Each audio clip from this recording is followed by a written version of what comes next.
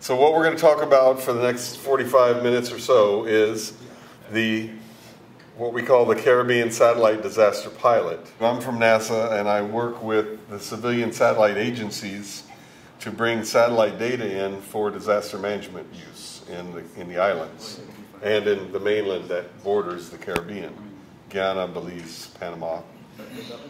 So we have the NASA logo there. We have the Canadian Space Agency logo in the middle, and then on the right is the Committee on Earth Observation Satellites. That's the international group where all the civilian satellite agencies meet and agree to do things. And for this, the disaster pilot, right now it's mostly NASA and Canada, but we're expanding it very quickly to include European and Japanese and other satellites. And we're expanding it to include other areas of interest. So what the idea here is if we can build a regional here and a regional there and a regional there that all operate in the same fashion, since the satellites cover it all, that we could actually support an entire globe full of regional areas that all do operate in the same manner. In other words, the interfaces that are being shown by all the servers are the same. So let me tell you real quick what this pilot is constructed of is a bunch of agencies and value-added providers in this region. We have a regional champion at the Caribbean Disaster and Emergency Management Agency. And yes, sorry, I'm holding for a second. Yes. Make sure. All right, we're double checking something on the audio link here. So it might be better if you actually face the mic towards me. It's right over here, actually. It is? I thought it was up here. No, it's just the view. Okay. So I'm the project leader. I work at the NASA Goddard Space Flight Center. I've been there since 1979, and mainly I'm a satellite engineer. I'm not a scientist per se, but I do liaison with science guys, and I'm not a disaster manager, but I've learned a lot in the last 4 years on doing this, on how disaster management works.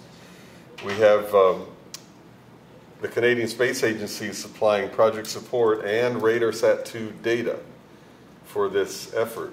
And the main thing that I want to make sure everybody understands is that for a limited time, the next 14 months or so, we have 240 scenes available of RadarSat-2 data that we can request, new coverage that would be for each event. Whatever you want to ask for, we'll go and get the Canadians to tell us when they can see each of the target areas. They'll send us a bounding box with dates set, and then we'll say, okay, take this one and that one, and they'll give the data.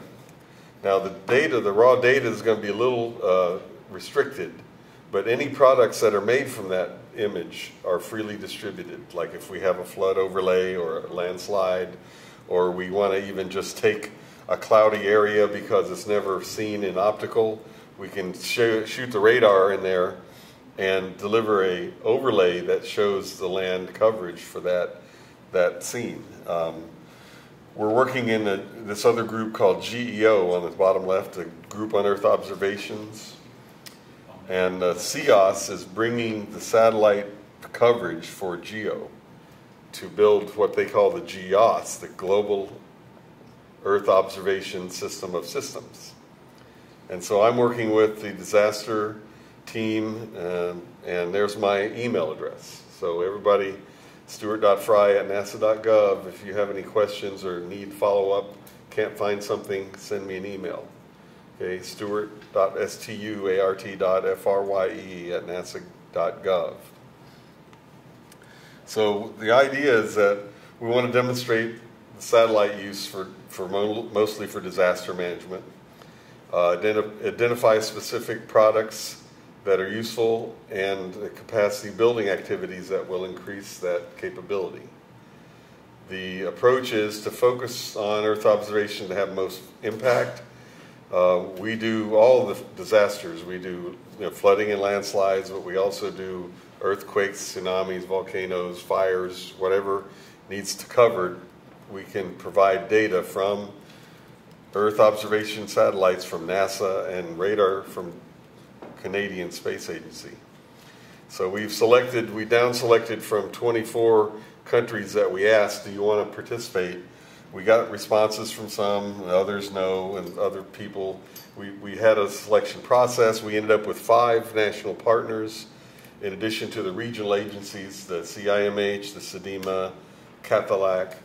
We have British Virgin Islands, St. Lucia, Grenada, Jamaica, and Barbados as the 5 countries that we're using to not only just provide coverage for disaster response, but we're working on mitigation type products. How can you use projects? How can we use satellite data to mitigate future disasters by showing something that can be used?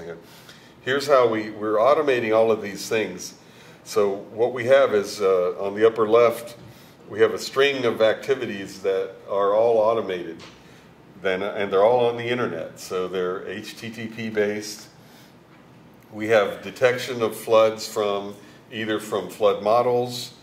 There's other kinds of models, not just floods, but this is an example for floods, okay? So we have the models, we have inputs from other satellites that detect something, and we have inputs from users in the areas. And we combine all those into this tasking request thing that I'll show you in a live demo in a few minutes. Those task requests get sent up to the satellites. We get the imagery, we run it through some analysis routines that we have, or you can have the raw data, except there's some restrictions, like I said, on the radar data itself. But the NASA data, you can have all the data down to the level 0 right off the satellite if you want it. Most people want level 1G, geo-referenced, image. And that's all GeoTIFF files. And then they can go from there. But we take those GeoTIFF files and we run the higher level products like these flood overlays and stuff. And then we can feed that back into our models to help improve the model predictions. And that all goes mashing up in addition to the lower left where we're acquiring local data like from river gauges and rain gauges and other kind of actual ground in situ measurements. And that all gets mashed up in the middle left, which is analyze risks, which is in a client platform like a GeoNode type thing. Right now we're exploring how to integrate with GeoNode. We haven't done that yet, but we have a steering committee. It's a bunch of space agency guys, Geo, World Bank, European guys, university people. And so we convene steering committee meetings and talk about plans for how to do the next leg of the pilot. Here's what we did last year. We covered Ernesto, Isaac, and Sandy in these countries. We did some work in Haiti. We have flooding covered in Panama, earthquakes in Guatemala, algal bloom in El Salvador, wildfires, Belize, and landslides in Trinidad. With 34 RadarSat scenes, 19 EO1 images. There were more than that, but those are the ones that actually were used, okay? Plus daily coverage with the MODIS instrument, which is flying on Terra and Aqua satellites from NASA. That's the daily coverage, and what we do with those is we produce a global flood map that I can show you later too if you want. There's a donor conference. We're working on capacity building proposals. We got an agreement now with the Canadian Space Agency to extend our RadarSat coverage through April of 2014, another 240 scenes. This is just some issues I had. This is a presentation I used earlier to complain about stuff. And so here's, for example, here's the track for Hurricane Isaac. You can see the, Isaac on the left, and then we had 2 more forming off of Africa in the Middle Atlantic. This is from the GOES satellite. Here's a MODIS image in the Port-au-Prince area just after the hurricane, showing a lot of runoff. And we could look at the MODIS flood map from that time and see some stuff. Here's the Earth Observing 1, EO1 satellite. And this is where we get 10-meter resolution data, okay? It's 37 kilometers wide, and we take an image usually about 60 kilometers long. and you get 9 spectral bands and a pan band. And so here's the pre and post image for that particular location zoomed in, and another pre and post image from that location right at the on the right there's that little area that's flooded, obviously, in the scene. On the left it's not flooded, it's still kind of greenish. And I have, you know, this is from this is KML tiled overlays that we extracted these images from. And by the way, the KML extraction technique that we were using has been improved now. So we actually have better resolution than this, because this, what we had is we had a little problem between the UTM projection and the, what is it, ESPG, you know, the whatever Google Earth needs, right? It's a unique projection type. We just used UTM and plugged it into Google Earth, and it came out a little fuzzy like this. But the actual image is really sharp. I can show it to you later if you want to see it. But you know, the idea is that we now have fixed that projection problem, and the KML layers are sharp too, better than this. Then here's the RadarSat coverage of the same event. What we did is we have on the RadarSat GeoBleaky server, I can show you that, I'll do that live demo in a minute. We extracted OpenStreetMap baseline water level as a blue layer, including the ocean as a light blue, and all the channels, all the waterways. Then we served the, we made the RadarSat scene show us the water it sees in red. So the ocean's red, but everything that's got water inland is red. Then we put the blue layer over the red layer on Google Earth, and all that shows through red then is flooded, because it's where the water normally isn't. So that's what I'm showing you next here. This is a RadarSat image that we took, including Port-au-Prince, and you can zoom in on this. You know, I can show you how to pull this down from the RadarSat server, and if you want to work on it yourself. Here's the blue layer we extracted from OpenStreetMap, including the inland water channels and rivers and stuff. And then here's the blue over the red. So what you can see is, let's see if, is my, okay, I'm going to turn this pointer on.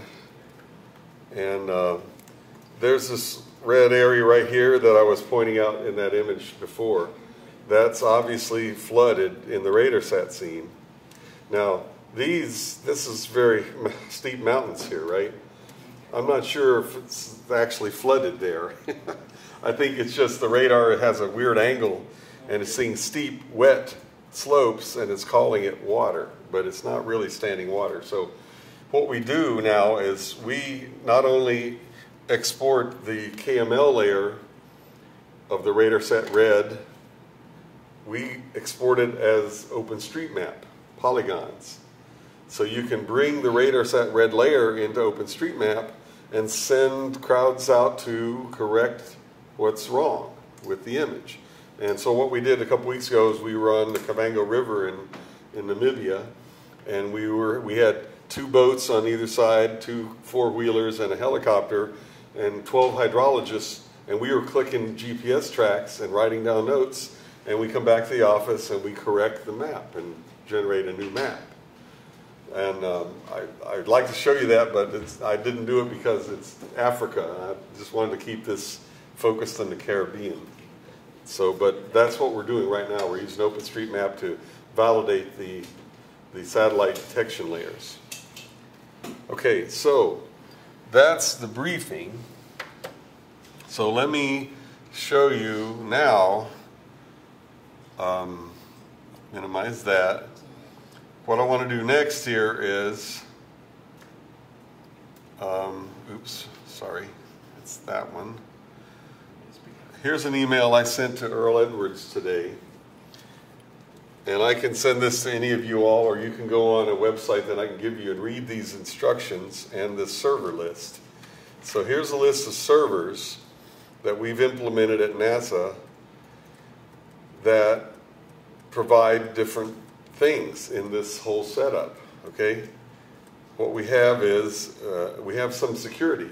It's called the OpenID server, and it's op.geoblicky.com. You go there, you assign yourself a username and password, and you put your credential in from like a VeriSign security code generator, like VIP access, and then you can log in there, and then all the other servers below there, it's single sign-on. You just tell it your username and you're in.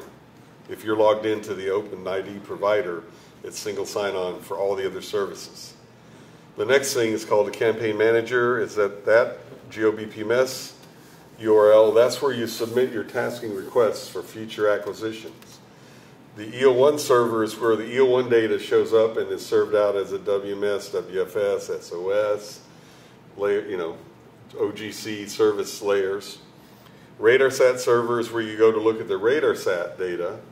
You can see the browse image. You can see the EO1 and the RadarSat server have GeoServer under them, so you get all the GeoServer names of that's contained in the image, and you get KML downloads, and you get the OpenStreetMap downloads. Okay.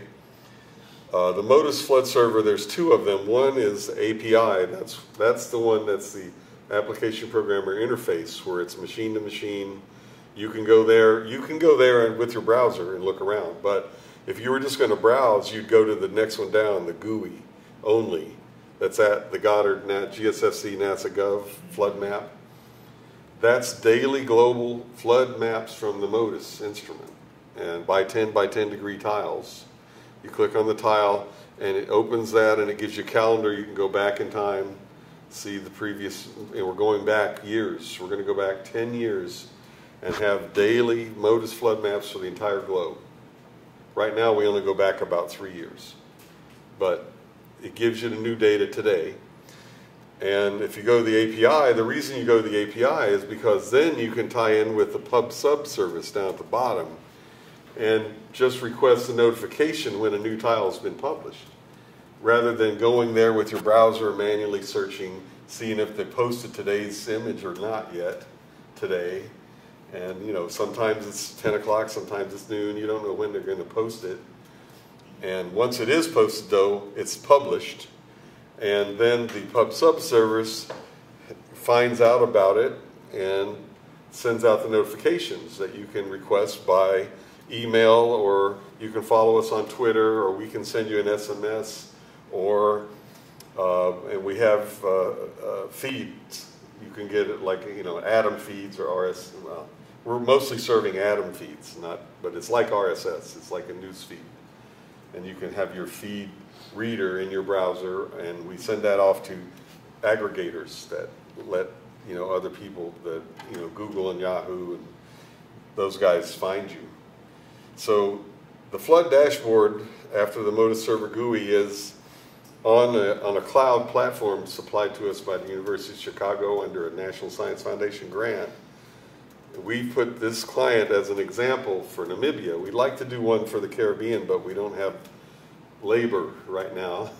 but we maybe say, hey, GeoNode does the same thing. What this is supposed to do is it has a map, and on the map you can click, you know, satellite or map or OpenStreetMap as the selections for how you want to view the map. And then over on the left, you can click on RadarSat, EO1, Modus, trim data, some river gauge readings, and the maps are set. They have an overlay for every drainage basin in a shapefile, and dots in there in the channels where the river gauges are, so you can click on the dots and you can get the entire histogram for the last 5 years for that river gauge station and today's readout. Okay? And that's what a client should do, is let you mash up all that data, right? And be fed all the data. And the idea is we feed the data in by the publish, subscribe stuff, where the gauge readings are published. We pick them up, we put them in the client, you know. The WCPS server, now here's the last thing, is we have on the cloud also, for EO1 data only right now, we have 80 algorithms that are canned and sitting there. And you can run flood overlay, you can run burn scar, you can run landslide, you can run lava temperature, you know, there's all kinds of things that you can detect using the EO1 instruments. And we have those canned algorithms, but what's neat about the WCPS is that stands for Web Coverage Processing Service. It's another OGC standard in the pipeline. We implemented this example to allow people, scientists or users, to come in and either take an algorithm that we have and adopt it, or code a new algorithm, put it in there and run it.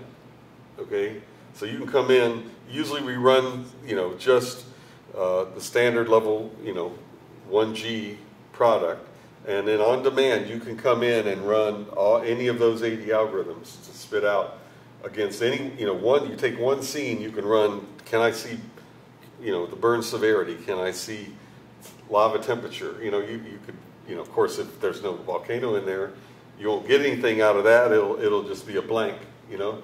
But you could run it, and so all those algorithms are sitting there, and you can. I'll show you how to. Well, I was going to show you how to do that too tonight, but over the weekend, and we haven't recovered yet. They rehosted everything, and it's not all up yet. So sorry. They keep, you know, what do you want for free, right? We get free cloud platform, but we have to spend 3 times as much labor keeping it running, you know. But you know, you can always justify labor, I guess. So anyway, and you go down here, and you keep reading the instructions for how to create your account, how to get your VIP credential, register, log in, set up your targets, run your atmospheric correction or whatever. You know, there's all the directions are here. Okay, so I can email you to this, or I can point you to this on the EO1 website. Okay, so that's the next thing I wanted to show you. So the last thing here is live demo. All right, I'm up on the hotel internet right now with my browser. Let's see, I can prove it to you. Like right here, I'm going to go to Google, right? So I'm actually live right now on the internet, okay? So that's good. Let's scan that. Let's go back to, here's where we start. Like I was saying, you right now, I would log in because I have an account, but if you wanted to come in and set yourself up a new account, you click there, and it asks you for setting up your own username, your own password, and then tells you, you follow the instructions to go get your VIP credential, which usually is just a something that you can install on your machine that spits out the credential and the security code every 60 seconds. And then, so if I log in, right now my username is Frye, and there's my password. I just asked my browser to remember it, and it asks me to put in a new security code. Well, so I use this key fob. It's the same as the VIP credential that runs on your machine. You click that and you get a number, 6 digits. This is called two-factor authentication for you guys. It's called two-factor authentication because you have username and password, and you also have credential with security code. The credential keys an algorithm on the server to compute the same code that you're reading out every 60 seconds. If it doesn't match, you're not allowed in. So that's how we do our security, and it's single sign-on across all the. Does that make sense? Right? It sounds like heavy-duty security, but it really is easy once you get it set up. Okay. So here I'm in. Okay, and say I want to go now to. Let's go to the GOBPMS, like I said before. Well, I already had logged in there. Sorry, I cheated. But usually would ask you to log in, and then it would show you, place to put your username. And you just say log in, because you don't have to supply your password or your security code again, because you're already logged in.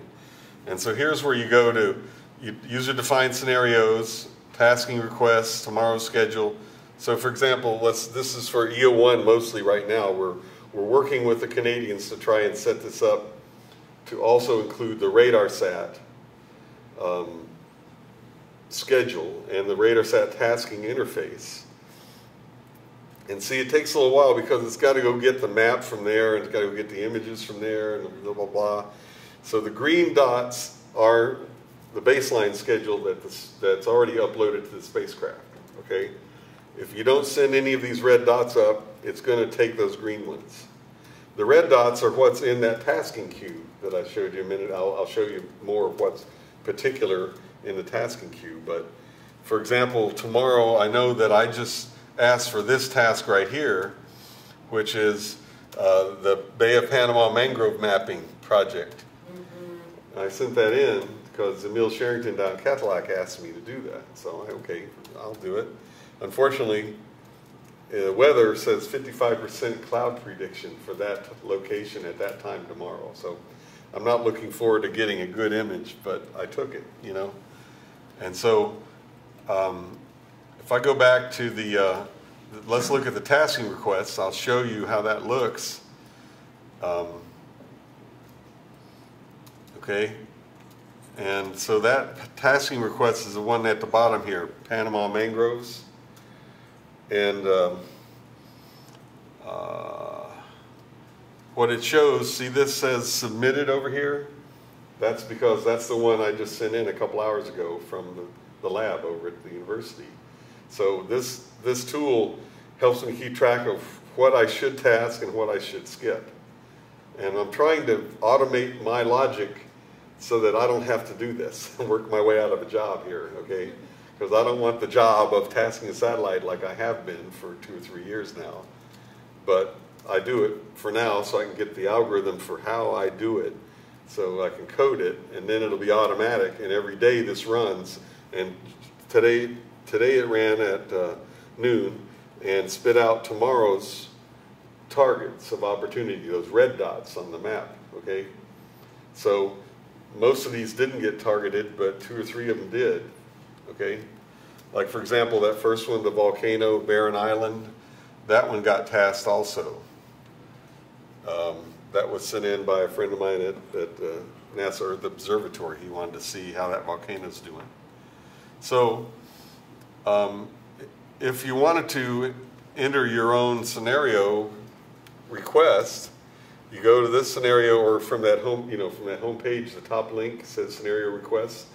You click on that, you end up here. This is all the requests anybody's ever entered. Now, they come from, like I said, they come from individuals or from models or from other satellite detections. And they automatically appear here because we're harvesting them from these locations. Or the locations are pushing them into us, okay? Like for example, every column is sortable, so you can click and so here's it's sorted, the most recent requests at the top. And so I got, Jesse Allen, me, Africa Flores, Guido van Langenhove, Skiske Skakun, and those are individual requests. But down, maybe on the next page, there's some requests from one of the models called the GDAX server. Well, shoot, I can't find it. But you've heard of GDAX, the Global Disaster Alert System, GDAX. It's run in Italy, and they monitor disaster situations by looking at news postings, and they have their own models, and they run stuff, and they send us triggers for disasters, and we ingest them, and they appear, and we can task them or not, So, all right, let's go next to the RadarSat server. I don't know see the difference between EO1, which is 10-meter resolution, versus RadarSat, which is 5 meters resolution, is that in EO1, you're looking at optical imagery, which is spectral bands in the visible and shortwave infrared range. Radar, you're looking at radar active reflectance from an X-band instrument, and they gather up those reflectances. And so, you know, what you do here is I would normally go down this, list the observations, or let's search for observations, okay? And let's search for Haiti, for example, right? And see what it finds through our geo server lookup. All right, here's the Haiti images. And the date here, this is 2011, December 6, 12, and okay, let's look at this 2012, August 25th. I think that's the image that I was showing you earlier that we made the red layer out of, okay? So, okay, so what, you expand the page and it shows you the scene name, the date it was taken, the time, the location is a browse image, okay, of that RadarSat scene, okay? And then you keep going down, and what you have is all the geo server names that are included in that image, which there's a lot. And then you keep going, and finally you get down to where you can actually download something, right? If you want to download the XML metadata file, you know, click there. If you want the raw data, click there, except that you have to sign the license agreement and you have to be approved to access the raw data. But otherwise, we'll process the data and give you any kind of layers that you want that we can do within our labor constraints. By the way, all the RadarSat images of the Caribbean have been downloaded to the University of West Indies. And I'm going to add the Dean and Mr. Earl to the list of people that can get that, and ask the Canadian agency to approve that when I get back home. The other thing is you can have low-res browse the KMZ. In other words, instead of just a flat panel JPEG, you can have the browse image KML layer so you can see it on Google Earth, what's the location of that image. You can have the tiled flood extent right there, that's that red layer, okay, in KML. Or you can have the OpenStreetMap version. Well, we didn't run that yet for this scene because we just got this OpenStreetMap stuff going last month, and all we ran it for is the Namibia stuff so far. But we're going to go back, and especially going forward, as a this season, you know, the next 14 months, anything that comes into the Caribbean will have an OSM layer and a KML layer coming out from the RadarSat. You know, right now it's going to be a flood detection. But if you got other ideas about what you want to see, let us know. We'll work on it. Either us or University of West Indies, somebody that has the raw data. And here are the OSM polygons, okay? So, in other words, oh, I'm sorry, I said it wrong. The tiled KML OSM water layer is that blue layer I showed you earlier. That's the KML extract from OpenStreetMap. This actually, we do have the OSM polygons that are in OpenStreetMap format that you can import into the JOSM editor and assign crowds to go out and correct. Okay? So that's how this works, okay? I've shown you, you know, a lot of stuff. Sorry I couldn't show you the Open Cloud Consortium things, but so we're at the question point. As you can see, like there's tons of satellite imagery on their server. Not only the satellite imagery, but also some of the finished products. So those finished products, like let's say they are doing the flood piloting. So if we have those flood layers, what we can do is we can give some feedback to them, as Stu mentioned, like doing some crowdsourcing using OSM layer, and to see whether the water bodies detected by the satellites are truly water bodies or not, so that they can use that data to refine their algorithm, and then again making better product. So this is a kind of idea we have. So if you guys have any question, please ask him. Because usually the data in OSM that doesn't have a time dimension, because the flood the next day or the day today the extent will change. So how do you like updated over time? Every day you re-import, you delete the previous day layer and you put a new one, but then it means that you lose what the community did in between. So how do you manage the update of the OSM layer and over time? Because usually, I mean, I don't really know how to manage like time in OSM, because it means that at some point you have to update it or delete it. When there is no flood anymore, then it means you delete your flood layer. So yeah, it's a bit vague, but you. I understand. No, it's a good question because I wonder about that myself, and my answer is, I mean, it's still early for us. What we're not exporting this back to Planet OSM where they're just showing what today's is. We're keeping our own version of the OSM and Postgres database, so we can allow custom searches for historical views of that correction layer in addition to today's version. Okay, now we do, of course, we'd like to work with Planet OSM and send them something like, for example, not just the corrections to the satellite images for the flood layers, but what about if we have crowdsourcing for just normal water level to add to their normal water level database? That could come through our service because we're out there doing it, and then go back to Planet OSM. And that would be more of a static, normal water level blue layer that they could serve. But the satellite images is really going to be a custom offering from our version of the OSM server that we're going to serve out and allow people to search and show today or yesterday or last week's versions of. Okay?